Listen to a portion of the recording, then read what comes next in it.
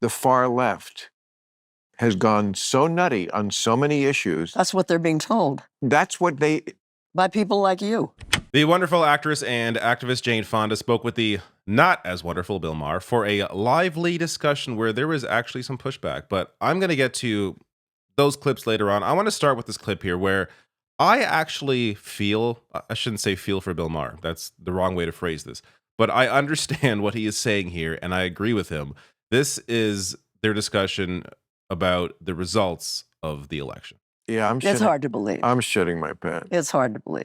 I mean, I may quit because I don't want to do another. I did Trump. I did all the Trump stuff before anybody. I called him a con man before anybody. He's a mafia boss. I was the one who said he wasn't going to concede the election. I've done it. I've seen this fucking... Well, then how come he's so hostile to Jimmy Kimmel and not to you? He's very hostile to me. He Is he? tweets about me every week. Oh, really? Oh, yes. Every week he accidentally watches my show and then low ratings loser. Oh, well, yeah. But, I mean, I'm bored with it. I mean... So find a new thing to do and not do Trump. Do something else. The show is the politics. I know. There's no other thing than... And he's going to dominate the news like he always does. I find Jane Fonda there is funny. Just like, do something else. Don't cover Trump. The show, it's a political show. That's kind of what he has to do. I totally feel for the situation there. I too am exhausted of Donald Trump, and I did that already. Did it. It was over, and now it's back. And I am spent on the Trump crap. He's not even in yet, and it's already dominating the news cycle. And it is just, a lot of it right now is just what might happen because he's not in. So it's just speculation. Oh, you might pick this person and they might do this because they said this. And it's exhausting. It's exhausting. Now, clearly it's going to be worse for the people that are actually directly impacted by all that garbage. But it almost feels for someone in my position, and you could argue even maybe Bill Maher's position, it's not like he's going to be really informing anybody new about who Trump is and who the people around him are. This is stuff that if you watch this channel, you already know. I know how these algorithms work. You're not seeing this video unless you're already interested in more progressive or left-leaning politics. You're not going to be fed this information. The vast majority of people, these algorithms, just as an aside here, are so ridiculous. I saw someone else today on social media say they never get recommended on my channel or any other progressive channel. They always get recommended, they see one Ben Shapiro video because they're curious what garbage he's spewing, and they just keep getting fed that crap, whether it's him, whether it's Crowder, whether it's Dave Rubin. These algorithms work in favor of the right and work in favor of whatever is... whatever headline is alarming or shocking or stunning. So the ability for someone like me to discuss something else, maybe focus on something a little different, is tough just because this is not what this channel has been historically known for doing. I've been known for covering the news. I've been known for covering politics, largely American politics, but leading up to the Canadian election, I think I'll be doing a little more of that. But still, it is tiring, and it's hard to know what else to say that hasn't already been said because we've said it all before. But now we get to Bill Maher and just showcasing here how out of touch he is with reality. There's two clips on that. Let me start with this first one. There's about a third of this country that's very hard right. Of course they love Trump. When he left office, he had an approval rating of 34%. So he really only had those people.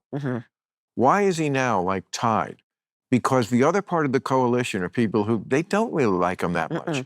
They just think the far left has gone so nutty on so many issues. That's what they're being told. That's what they... By people like you. Because it's true. No, it is not. I'm glad Jane Fonda pushed back there. It is not true. Let's first be clear. A lot of people don't vote. They dislike what both parties are doing. The left... The actual left, which is anti-capitalist, does not have a political party, at least not a major political party. It is not the Democratic Party. They don't control any of the parties. A lot of people that are tired of this system that they live in, which is capitalism and how it operates and how corporations control everything, how billionaires control everything, they are exhausted that they don't have an actual choice. So they don't vote. Now, I don't think that's the best option. I think voting is the way it is. This is just the way it is. It is about harm reduction. It'd be great if it was more, but it's not. It's the way it operates right now is about harm reduction. In a primary, you get more of an opportunity to vote for who you actually like, and hopefully they win and go on to the general. But when it comes to the general, it's harm reduction. Now, in terms of what actually impacted the election, why people actually voted the way they did, it's not because of the crazy far left. And he'll give some examples in a second here, so we'll get to that. But let me just briefly show you here. The reason why people voted the way they voted, again, of the ones that did vote, is largely because of the economy. So these are exit polls from this past election. 32% voted because of the economy, and those numbers, they voted 81% for Trump.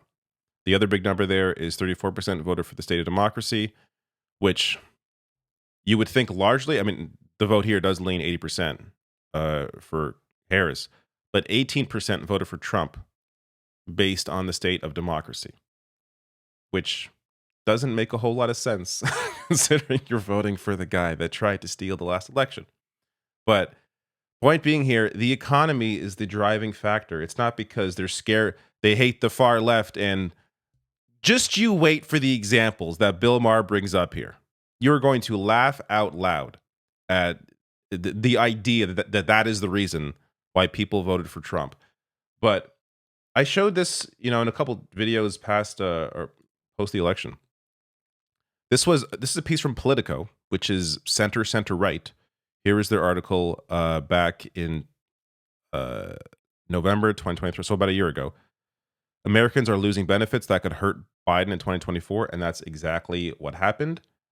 These are all the benefits that expired under Joe Biden. So pandemic era programs that people were benefiting from, whether it was the eviction ban, whether it was unemployment coverage, whether it was additional unemployment coverage, foreclosure ban, child tax credit expansion, free school meal, like SNAP benefits. It goes on and on and on. All of these programs that benefited people directly ended while Biden was in office. A lot of people simply felt worse under Biden because these programs that were helping them ended. Now, you could argue, well, it's not, Republicans didn't vote for a lot of this stuff or voted against it. Joe Manchin, Kyrsten Sinema, they tanked the ability for Biden to actually pass his Build Back Better agenda. So, you could put the blame there. But regardless, people see who's in the White House and they see what they felt or they feel what they felt. And then they result in voting for the other person.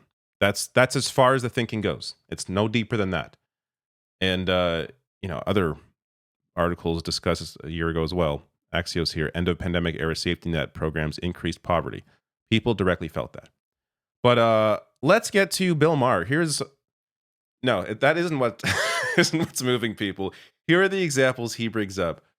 You think the far left does nothing crazy?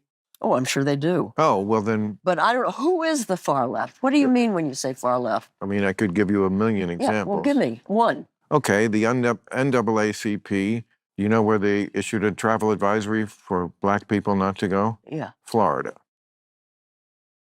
Every day there's stories like that that just makes people roll their eyes and go, are you people nuts? Even if they don't matter that much, I don't think one person listened to this and thought, I can't go to Florida.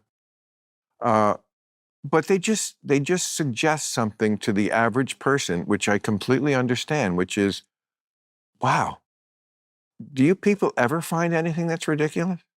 Do you really think men can get pregnant? That kind of stuff. And I understand that a trans woman can get pregnant. That's different than a man getting pregnant. Completely incoherent. He doesn't even get that part at the end there right.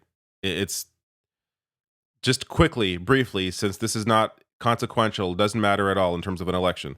But trans men get pregnant because they have the organs necessary to give birth. Trans women can't unless there's like a uterus implant or something, which, as far as I know, or transplant, as far as I know, has not happened. And this isn't even my area of expertise, clearly, but I know enough to know that he doesn't know what he's talking about. That said, this is not the idea that the NAACP issuing a travel advisory or trans people getting pregnant. this is what's moving people on election night is completely insane. He probably could have used some better. I'm sure there are better examples out there of, cultural moments that people were bothered by for one reason or another. Like, of course, those things exist out in the world, but when you look at the real issues that are actually impacting the lives of everyday people, the average person, it's the fact that they are working way too hard and making way too little.